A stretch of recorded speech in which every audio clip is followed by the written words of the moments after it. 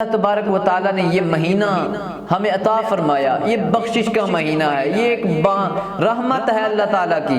کبھی اللہ تبارک و تعالیٰ اپنے محبوب کی امت کی بخشش کرنے کے لیے کبھی شب برات عطا فرما دیتا ہے، کبھی شب معراج عطا فرما دیتا ہے، اور کبھی رمضان المبارک عطا فرما دیتا ہے۔ حضرت علی المرتضیٰ شیر خدا کرم اللہ وجہہ الکریم آپ کیا فرماتے ہیں؟ آپ فرماتے ہیں کہ اللہ تبارک و تعالیٰ کا ارادہ اگر اپنے حبیب کی امت کو بخشنا نہ ہوتا،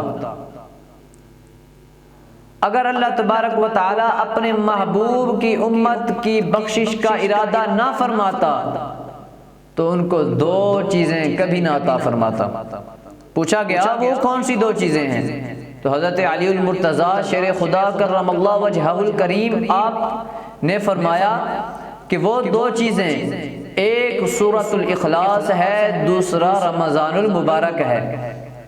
یعنی سورۃ الاخلاص بھی اللہ کے پیارے حبیب کی امت کو عطا فرمایا گیا، یعنی ہمیں عطا کی گئی سورۃ الاخلاص، اور رمضان المبارک بھی ہمیں عطا کیا گیا۔ تو ذرا سوچئے، یقیناً ہمارا رب چاہتا ہے کسی بہانے سے میں اپنی امت کی بخشش عطا فرما دوں، کسی بہانے سے میں اپنی امت کو معاف کر دوں۔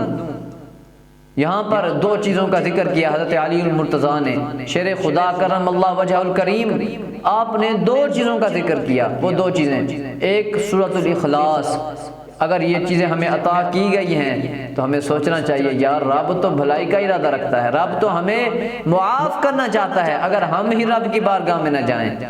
حضرت علی المرتضیٰ نے سورۃ الاخلاص کا تذکرہ کیا۔ آئیے ذرا حضور کی زبان سے اس کا مقام و مرتبہ جانتے ہیں۔ حضور علیہ السلام کے ایک صحابی ہیں، نماز پڑھایا کرتے ہیں، ان کے نمازی شکایت لے کر آ گئے، یا رسول اللہ صلی اللہ علیہ وسلم، یا رسول اللہ ہمیں پتہ ہے ہمارے اس ساتھی کو جن کو آپ نے ہمارا امام مقرر فرمایا ہے، ان کو قرآن زبانی یاد ہے، پکا یاد ہے اور مکمل آتا بھی ہے، لیکن یا رسول اللہ یہ نماز میں ہر رکعت میں سورۃ الاخلاص ضرور پڑھتے ہیں۔ اب سورۃ الاخلاص پڑھنے کا، ہر رکعت میں پڑھنے کا حکم نہ تو قرآن مجید میں آیا اور نہ ہی سورۃ الاخلاص پڑھنے کا حکم کہیں حدیث میں آیا کہ ہر رکعت میں سورۃ الاخلاص پڑھنا۔ اب یہاں آقا فرما سکتے تھے کہ بھئی تو نے تو بدعت کر دی ہے اور ہر بدعت حرام ہے، یہاں آقا نے نہیں فرمایا۔ اس کا مطلب یہ ہے کہ حضور کو اپنے صحابی کی اس بات پر بڑی محبت آئی۔ حضور علیہ السلام نے ارشاد فرمایا کہ تو اس سورت کو کیوں پڑھتا ہے ہر رکعت میں؟ تو صحابی نے عرض کی، یا رسول اللہ صلی اللہ علیہ وسلم مجھے اس سورت سے اس لیے پیار ہے کیونکہ اس سورت میں میرے رب کی صفات بیان کی جا رہی ہیں، میرے رب کی بے نیازی بیان کی جا رہی ہے، رب کی حمد بیان کی جا رہی ہے۔ یا رسول اللہ میں تو یہ سورت اس لیے بار بار پڑھتا ہوں۔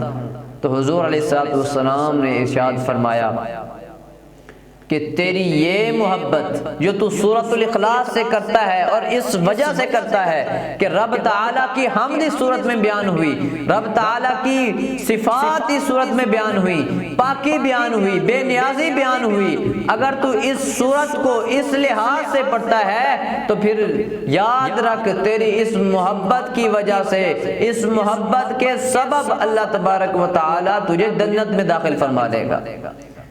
تو یہ مقام، یہ دو چیزیں اللہ تبارک و تعالیٰ نے، رمضان بھی اللہ تبارک و حضرت علی نے فرمایا دو چیزیں ہیں، سورۃ الاخلاص، رمضان المبارک، یہ اللہ تبارک و تعالیٰ جس کے ساتھ بخشش کا ارادہ فرماتا ہے، جس امت کے ساتھ بخشش کا ارادہ فرماتا ہے اس کو یہ عطا فرما دیتا ہے۔ گویا کہ اللہ تبارک و تعالیٰ نے ہمارے لیے بخشش کا ارادہ فرما لیا ہے اور رمضان المبارک ہمیں عطا فرمایا۔